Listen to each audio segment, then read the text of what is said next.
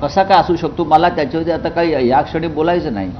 पण स्वतःला जे शिवसेना समजतायत, जे स्वतःला शिवसेना मानतायत, त्यांनी त्यांच्या पक्षाचा निर्णय घेण्याचे अधिकार हे जर दिल्लीतल्या मोदी शहांना दिले असतील तर त्यांनी यापुढे बाळासाहेब ठाकरेंचं नाव घेऊ नये, हिंदुहृदय सम्राटांचं नाव घेऊ नये, शिवसेना प्रमुखांचं नाव घेऊ नये. जर स्वतःला शिवसेना, म्हणजे शिवसेना तुमच्या हातात निवडणूक आयोगानं दिलेली आहे, जनतेने नाही दिली असं म्हणत नाही, किंवा मोदी शहांनी दिली आहे, तरी पण ती शिवसेना आहे, नाव शिवसेना आहे. आणि त्या संदर्भातले निर्णय घेण्याचे अधिकार मी परत रिपीट करतो, जर तुम्ही मोदी शहांना देत असाल तर तुम्ही हिंदुहृदय सम्राट बाळासाहेब ठाकरेंचं स्वाभिमान, महाराष्ट्राचा अभिमान, बरं का, हे असे शब्द यापुढे न वापरलेले बरे. मराठा चेहरा होईल असं वाटतं तुम्हाला? मला काहीच म्हणायचं नाही. हा पूर्णपणे त्यांचा अधिकार आहे. ज्यांच्यापाशी बहुमत आहे त्यांना मुख्यमंत्री ठरवण्याचा पूर्ण अधिकार आहे. आणि एकदा त्यांच्या युतीतल्या 2 पक्षांनी सर्वाधिकार दिल्लीला दिलेले असल्यावरती दिल्ली ठरवेल आता महाराष्ट्राचं भविष्य. आम्ही कशाला ठरवायचं? निकालानंतर काही इंग्रजी वृत्तपत्रांमध्ये बातम्या आलेल्या आहेत की शिवसेना, म्हणजे तुमची शिवसेना महाविकास आघाडीपासून वेगळी होणार. अजिबात नाही. एक तर आत्ताच निकाल लागलेले आहेत. निकालासंदर्भात सगळ्याच पक्षांचं चिंतन, मंथन, अभ्यास सुरू आहे. 3ही पक्षांना धक्का बसलेला आहे.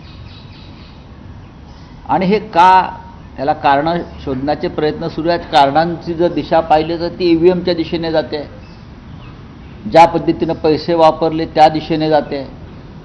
त्याच्यामुळे आम्हाला तिघांना एकत्र बसून त्या संदर्भात आम्हाला चर्चा करावी लागेल. कालसुद्धा राहुल गांधीजी होते आमच्याबरोबर, आम्ही चर्चा केली, नाही असं नाही. आणि ह्या ज्या बातम्या येतात, काही कार्यकर्त्यांची एक अशी भूमिका असते की निवडणुकीमध्ये पराभव झाल्यावर त्यांना असं वाटतं की आपण स्वतंत्रपणे लढायला पाहिजे होतं.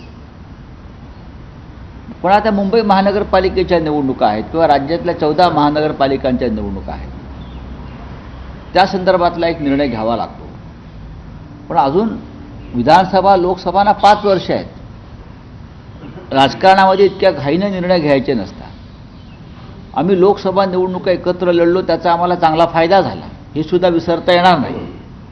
लोकसभा निवडणुकीमध्ये देशामध्ये आमच्या महाविकास आघाडीला चांगला फायदा झाला, आम्ही एकत्र लढलो. विधानसभेला दुर्दैवानं आम्हाला यश मिळालेलं नाही. त्या अपयशामागची कारणं आम्ही एकत्र बसून आता शोधू. ती कारणं आम्हाला जरी माहीत असली तरी आम्हाला एकत्र बसावं लागेल. अशा ज्या भूमिका असतात पक्षामध्ये इतरत्र, या त्या कार्यकर्त्यांच्या व्यक्तिगत भावना असतात. शांतपणे जर आम्ही एकत्र विचार केला आणि भविष्याचा विचार केला तर त्या संदर्भात आम्ही एकत्र बसूनच निर्णय घेऊ. अशा प्रकारच्या बातम्या सध्या तरी विश्वास ठेवावा अशा नाही आहेत. लोकांच्या भूमिका एकत्र, जे निवडणूक पराभूत झाले, जे जिंकले त्यांचं मत नाही, जे जिंकलेले आहेत आमच्याकडले किंवा काँग्रेस राष्ट्रवादीकडले, ते असं म्हणणार नाहीत. पण जे पराभूत झालेले आहेत त्यांना असं वाटतं की आमच्या पराभवाचं कारण काय आहेत, मग ही आहेत का, ती आहेत का. पण काही झालं तरी 288 मतदारसंघामध्ये आम्हाला यापुढे लक्ष घालावंच लागेल, त्याच्याविषयी काही दुमत नाही. आम्हाला जिल्हा परिषदा, पंचायती, महानगरपालिका, नगरपालिका या लढायच्याच आहेत आम्हाला. तर बघू भविष्यामध्ये काय. माझ्या बाबांनी युती धर्माचं पालन करत एक प्रगल्भ उदाहरण दिलं अशी पोस्ट श्रीकांत शिंदे. मला माहीत नाही त्यांच्यावरती आता या क्षणी बोलण्यासारखं माझ्याकडे काही नाही आहे.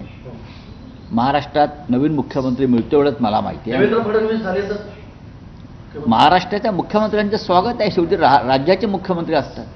मुख्यमंत्री आणि प्रधानमंत्री हा एका पक्षाचा नसतो, तो राज्याचा आणि देशाचा असतो. पण भारतीय जनता पक्ष सत्तेवर आल्यापासून मुख्यमंत्रीपद आणि प्रधानमंत्रीपद हे एका पक्षाचं झालेलं असतं.